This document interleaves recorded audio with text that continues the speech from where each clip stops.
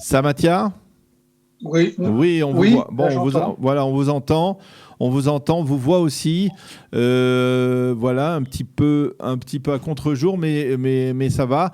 Voilà, on a décidé de vous solliciter ce matin, bien entendu, pour parler de la figure très emblématique de la communauté de la Brit Shalom, de la rue Saint-Lazare, qui a disparu. Il s'agit du rabbin Salomon Malka, qui s'est éteint la semaine dernière des suites du coronavirus. Alors, je suppose que, bien entendu, pour cette communauté, pour vous, en tant que président de cette communauté, c'est un coup extrêmement dur. Je voudrais que vous nous parliez du Rav Salomon Malka. Merci, bonjour Daniel, bonjour Studio Kalita. Oui, effectivement, le Rav Shlomo Malka, qui nous a quittés très exactement il y a une semaine, le vendredi dernier, comme aujourd'hui. Et son départ est une tragédie pour notre communauté de la rue Saint-Lazare, mais aussi de toute la communauté juive de Paris et dans tout son ensemble. Le rabbin Salomon Malka était un rabbin assez particulier, comme je dis toujours. Fallait-il attendre qu'il disparaisse pour s'apercevoir de sa grandeur? C'était un homme, d'abord c'était un homme extraordinaire avant d'être rabbin. Pour moi, c'était un ami très cher. Nous avons travaillé, vécu tous les jours ensemble pendant pratiquement 35 années. Nous ne sommes jamais quittés. Et sa disparition est un bouleversement, évidemment, pour moi. C'est un choc jusqu'à ce jour. Moi, sa famille, toute la communauté est sous le choc. Vous m'entendez? Oui, oui, je vous entends. Sam, on voudrait revenir sur son parcours, sur le parcours du Rav Salomon Malka. Oui, Comment a été arrivé, je, je, ses origines, sa formation, et puis comment est-il arrivé dans votre communauté il y a de nombreuses années? alors, voilà, je vais vous expliquer comment il est arrivé. Il est arrivé d'abord, il est originaire du Maroc, de Meknès, le berceau du judaïsme marocain, je vais dire par là, et il a fait son séminaire ici, comme la plupart des rabbins français, son séminaire au séminaire israélite de France. Ensuite, bon, il a eu son titre de rabbin, et ensuite il a été en poste à Meudon-la-Forêt, où il était rabbin quelques années. Après Meudon, nous avons eu chez nous dans notre synagogue le rabbin de Paris, Zichron Lebracha, rabbin David Messas, qui était rabbin chez nous pendant 5 années. Et le grand rabbin Messas, David Messas, a été appelé à Genève pour faire un essai en tant que grand rabbin de Genève. Mhm. Donc nous étions à la recherche d'un rabbin et mon prédécesseur, le rabbin Élie Zerbib, a fait appel à des rabbinim et il a fait le choix sur le rabbin Malka. Mais il lui avait mis une condition. Il serait rabbin intérim pendant une année. C'est tout. Est-ce que vous prenez le risque? Il a dit oui, je prends le risque. Donc vous voyez le courage qu'il avait. Mhm. Et il est venu en intérim dans la synagogue Saint-Lazare pendant que le grand rabbin David Messas est parti à Genève pour faire un essai lui aussi. Il se trouve que le grand rabbin David Messas a été nommé grand rabbin de Genève et le rabbin Malka est devenu rabbin de la synagogue, parallèlement. Donc voilà comment il est arrivé à Saint-Lazare. Mhm. Évidemment, venant d'une synagogue de Meudon-la-Forêt, une communauté moins importante, c'est pas péjoratif, mais disons une grande communauté comme la rue Saint-Lazare, c'était assez compliqué pour s'imposer après le départ du grand rabbin David Messas. Mais il a combattu, il a su conquérir le cœur de tous les Algérois parce que les Algérois, vous le savez, c'est une communauté très attachante, Mhm. pas toujours fidèle à la synagogue, mais toujours présente. Dans n'importe quelle circonstance, la communauté algéroise est toujours là. Il a su se faire aimer de toute cette Kehila par sa bonté. C'est un homme le plus affable qu'on puisse connaître. Par sa gentillesse, par son dévouement, il a parcouru ces 35 années dans cette synagogue d'une façon éblouissante, véritablement. Donc voilà comment il est arrivé dans la synagogue. Maintenant, vous parlez de ces 35 années. Évidemment, j'ai des tas d'histoires à raconter sur son parcours, sur sa façon de travailler. En parallèle, il était Dayan au Beddin et il s'occupait des divorces. Et comme on dit de lui, Ohev Shalom, Rodev Shalom, voilà, c'était sa devise à lui. Il parcourait la paix en permanence. Il était un homme de dialogue, un homme d'une bonté extraordinaire. Et il a fait énormément évoluer notre synagogue dans le bon sens, dans le chesed, dans l'amour du prochain. Et nous avons travaillé, lui et moi, la main dans la main avec mon cher Daniel. Aucun conflit, mais véritablement aucun conflit. Et je prenais un malin plaisir à aller devant le grand rabbin de Paris, à l'époque même David Messas, et aujourd'hui le grand rabbin de Guggenheim. On me demandait une audience et je prenais un malin plaisir à faire croire qu'on avait un problème ensemble. Et donc on arrivait dans le bureau et il nous regardait, le grand rabbin, comme ça d'un œil assez inquiet, à savoir ce qu'on allait encore sortir comme problème. Mais en fin de compte, on venait juste défendre un projet commun ou aider quelqu'un, un commerçant ou un restaurant qui a fait une petite bêtise, on venait plaider sa cause et on sentait que le grand rabbin de Paris était rassuré. Et la première chose qu'il nous disait, c'est tellement rare de voir un président et un rabbin, tous les deux, la main dans la main, défendre une cause commune. Et donc, vous voyez la façon dont on avait l'habitude de travailler. Et on nous a dit très souvent que lui et moi, nous étions un exemple pour énormément de communautés qui n'avaient jamais de conflit, jamais de problème. On ne causait aucun problème au consistoire.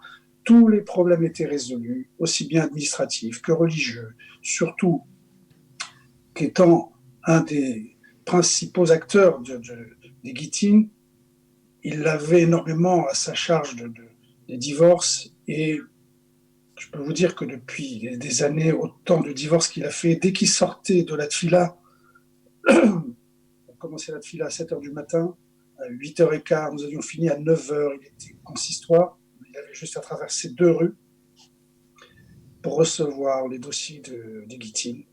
Et je peux vous dire que c'était un travail qui lui plaisait énormément parce que il aimait essayer de réconcilier. Il a réconcilié énormément de couples. Quand il ne pouvait pas, il était vraiment désolé. Voilà ce qu'il était, le rabbin Malka. Le rabbin Shlomo Malka, aujourd'hui, il repose en Israël. Voilà. Parce que c'est cela aussi, je voudrais aborder aussi cet aspect.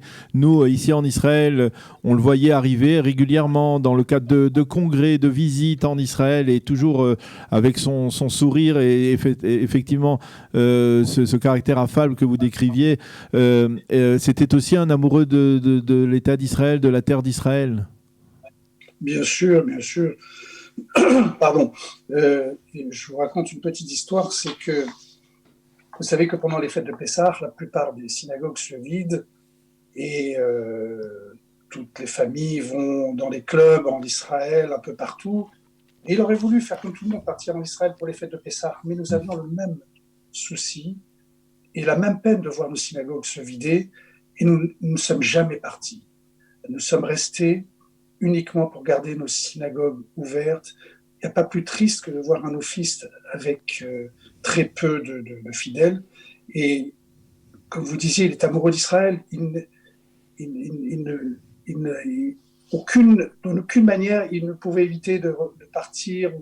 Il trouvait toujours le moyen, dès qu'il avait un petit trou, il partait pour n'importe quelle raison, lui et son épouse. Il aimait Israël. Le dernier voyage que nous avons fait, c'était fin décembre pour une bar mitzvah, où j'ai le souvenir encore tout frais de ces moments que nous avons passés. Même avec un temps pluvieux, nous avons passé un moment extraordinaire pour une bar mitzvah de quelqu'un de notre communauté. Et nous étions à Tel Aviv, sous la pluie, de temps en temps, pour traverser, pour aller déjeuner ensemble. Et je garderai ce souvenir extraordinaire du bonheur qu'il a pu être auprès de sa Kehila, auprès de son épouse Et voilà, j'ai beaucoup de regrets de ne plus revivre ces moments avec lui parce que c'était une chose tellement inattendue Oui. de le voir partir aussi vite. Il a été victime, on va dire lui aussi, et comme beaucoup de personnalités ou de nombreuses personnalités, beaucoup de fidèles dans la communauté du coronavirus. Comment se porte la communauté aujourd'hui, votre communauté, on va dire peut-être par extension la communauté à Paris face à ce coronavirus? Est-ce qu'aujourd'hui, on va dire un peu, les choses se sont un peu calmées ou d'une manière ou d'une autre, il y a toujours beaucoup de pertes? Non, il n'y a pas autant de pertes qu'auparavant. Les choses sont un petit peu calmées, même dans la communauté. J'ai malheureusement dû assister à 3 enterrements à Paris, au cimetière de Pantin, de personnes âgées, pas spécialement du corona. Et heureusement, un des rabbins qui était là pour effectuer l'office m'a dit « Oh là là, c'est bien, on n'a plus autant de travail qu'avant. » Donc je parle de cela il y a à peine 10 jours, le vendredi il y a 15 jours très exactement, et j'étais rassuré parce qu'il n'avait plus de travail, et le pompe funèbre non plus avait moins de travail. Donc c'était assez rassurant, mais nous avons traversé une période terrible de voir tous ces départs, tous ces décès. En plus, il n'y avait pas de tahara, c'était dans des conditions épouvantables, 20 personnes maximum dans les cimetières, espacés, les discours avec un masque sur le nez où il était difficile de s'exprimer, c'est-à-dire un enterrement à la hâte, pas plus de 15 minutes, quand vous voyez le responsable du cimetière qui vous dit « faites vite, j'ai 30 enterrements ». Donc, vous voyez les conditions que nous avons vécues, dans lesquelles conditions nous avons vécues pour ces enterrements. Nous avons perdu beaucoup de personnalités dans la communauté. D'abord, ça a commencé par le Rav Touroul, de Beth Hana, le directeur de Beth Hana, qui était le déclencheur de cette catastrophe, et nous étions terrassés, et il n'y a pas très longtemps aussi, à Rouge, des personnalités bien nombreuses, malheureusement. Je suis très près de la Riva Kadisha, et donc je suis au courant de ce qui se passe, et nous avons subi énormément de pertes. Mais grâce à Dieu, aujourd'hui, ça s'est terminé. Aujourd'hui, nous parlons de rouvrir les synagogues. L'administration nous donne le 29 mai l'autorisation de pouvoir ouvrir les synagogues, mais nous ne le ferons pas. Nous avons tellement peur que nous allons prendre toutes les précautions avec Joël Mergui, le grand rabbin de France. Nous n'ouvrirons pas le 29 mai comme il est prévu pour les lieux de culte, aussi bien pour les églises. Le 29 mai, c'est autour de Shavuot, n'est-ce pas? C'est la journée de Shavuot. C'est ça. Nous connaissant notre Kahal, il sera difficile de faire même une cérémonie de mariage ou de bar mitzvah avec des distanciations sociales prévues. C'est pas possible. Donc nous allons attendre d'abord voir ce qui se passe avec cette première quinzaine de déconfinement, et nous verrons en concertation avec le consistoire de Paris, avec Joël, à quel moment le plus judicieux, le plus prudent, le plus sécurisant pour notre Kehila, pour ouvrir l'ensemble des synagogues. Donc voilà où est-ce qu'on nous en sommes aujourd'hui. C'est beaucoup de prudence. Oui, eh bien, on le comprend bien, on le comprend bien. C'est le mot d'ordre, effectivement, un peu de prudence, même aussi en Israël, qui a été moins touché, bien entendu, qu'en France, c'est le mot d'ordre. Merci beaucoup, Samathia, d'avoir accepté de témoigner, de nous avoir parlé, de nous avoir fait partager pendant quelques minutes cette figure du rabbin Salomon Malka, qui était votre rabbin pendant plus de 35 ans. Oui, vous pouvez dire grand rabbin. On peut dire grand rabbin même. Vous pouvez dire grand rabbin. Grand rabbin par l'esprit aussi, bien entendu. On compatit bien entendu avec vous, avec l'ensemble de la communauté pour cette perte douloureuse. Et on vous souhaite des jours meilleurs à partir d'aujourd'hui, que la communauté se ressaisisse et qu'elle n'enregistre que des joies. Merci beaucoup, Samathia, président de la communauté Brit Shalom de la rue Saint-Lazare. À bientôt. Shabbat Shalom. Shabbat Shalom, Daniel. Merci au studio Kalita. Pour tout savoir sur le coronavirus en Israël, les recommandations officielles mises à jour, les aides aux Olim et tous les services proposés par le gouvernement, les municipalités, Kalita et les associations francophones d'Israël dans cette période de crise inédite. Connectez-vous sur www.info-covid19-kalita.com.